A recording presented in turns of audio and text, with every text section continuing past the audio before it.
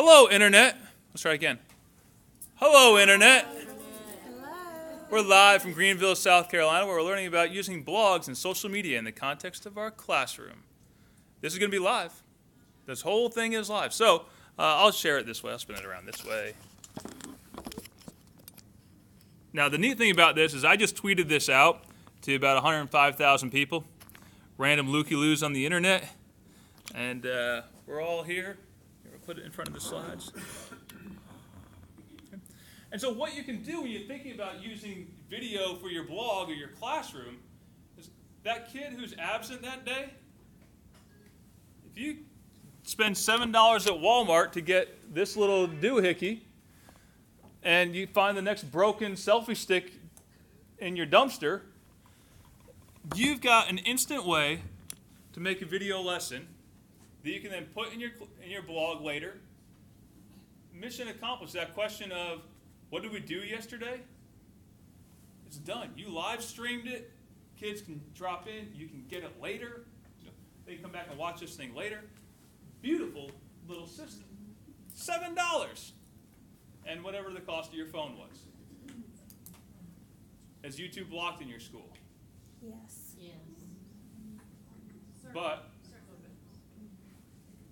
But is your Verizon wireless data connection blocked in your school? No.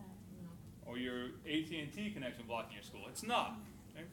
And if you're broadcasting this for your kid who's at home learning, or, they're sick, they're out of school, they're probably not filtered from YouTube at home. Right? And you can put this in your blog later, and it's probably not filtered at home either. So think about that. So let's think about making this as interactive as possible.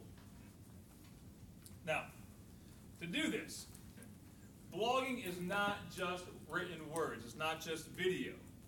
We want kids to get, and I'm going to demonstrate some of these things here so that we can see them in action. But think about making interactive images. Images that kids can label interactively. Make video questions built into an image. Use it as a simple know, want, learn activity. Do a self-paced review with a Google form. Who's using Google Forms? I love Google Forms. Love Google Forms. New Google Forms features came out yesterday. Anyone notice that? So there's 5 new Google Forms features that came out yesterday. They may take a couple of weeks to get to your school domain, but there's 5 new Google Forms features, including a new question option that allows multiple selection of options in the same question. So let's say you want to pick the best time for a after-school club meeting. You could say, okay, make one list of choices. It's Monday, Tuesday, Wednesday, Thursday, and then 3, 3:30, 4 o'clock, and they can pick and choose the best combination for themselves. They call it the checkbox grid option. So some cool new features in there. So let's think about image labeling. Again, I'm going to share these slides with you so that you can get this video tutorial, but I'm also going to do it live in front of you. If YouTube's not an option for you, hello YouTube. People still watching? Yeah. 3 people have stayed with me the whole time. Hello. I don't know how good the sound is picking up when I'm on that side of the room. It might just be people looking at the screen randomly. You can comment if you want. If you're watching this and you want to ask a question. It's a real close-up. Think about doing this. Think about your blog, having a blogger of the week.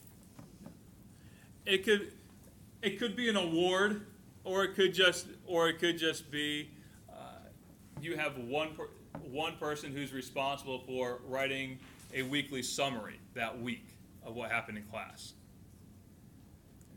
I don't think that kids need to write a blog post every single day.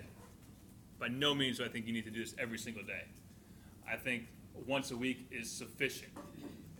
Twice a week would be better, but once a week is definitely sufficient, particularly at the beginning of the school year when you're trying to sort out how it's going to work, what you're going to do with the rest of your class the rest of the year. So once a week, have a blogger of the week who writes that summary post. have kids write about what's around them, and then connect with another classroom in a different part of the world.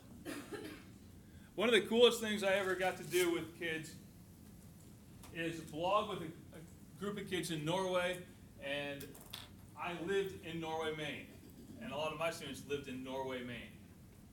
And it was right after Michael Jackson had died. It was that following fall after Michael Jackson died. Who remembers that? Big news. Big news, Michael Jackson was dead. And the class that we were blogging with, we were talking about culture of our two countries.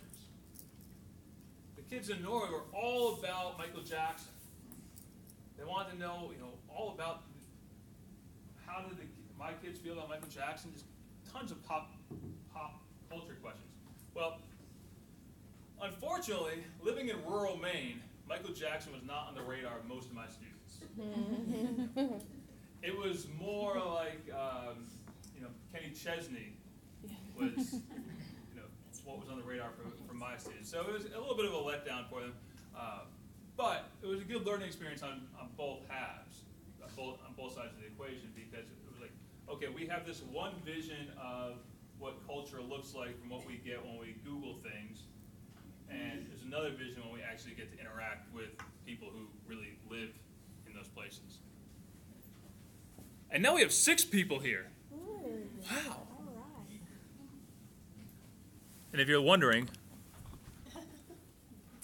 there's about 80 or so in here. My math estimation is not that great. There we go. So that idea of connecting a classroom, quad blogging, if you look up quad blogging on the internet, it'll match you up with 3 other classrooms that are outside of your school, outside your school district, outside your local area. Because one of the hardest things about keeping a blog going from a kid's perspective is not having interaction with other people. If it's just an interaction with you and their classmates, or you and other people in their school district, they're like, you know what, I can just walk over and talk to Bobby and ask him about class, or ask him about this. But with quad blogging, they connect with a real audience that's outside of their realm of life.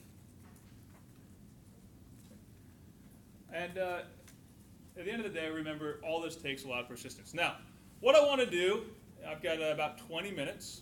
Is that correct? My math is correct. Yep, 20 minutes, okay.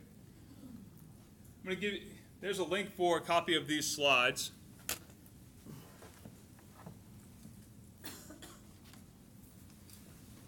And I'm going to say goodbye to the rest of the internet. Goodbye, internet. Thank you for joining me. I'll be back later for search strategies students need to know, with some fine teacher librarians as well. Teacher librarians represent, where are we? Yay! Wow, that's a lot. Okay. Hey, thumbs up for that. I got 2 thumbs up on that one.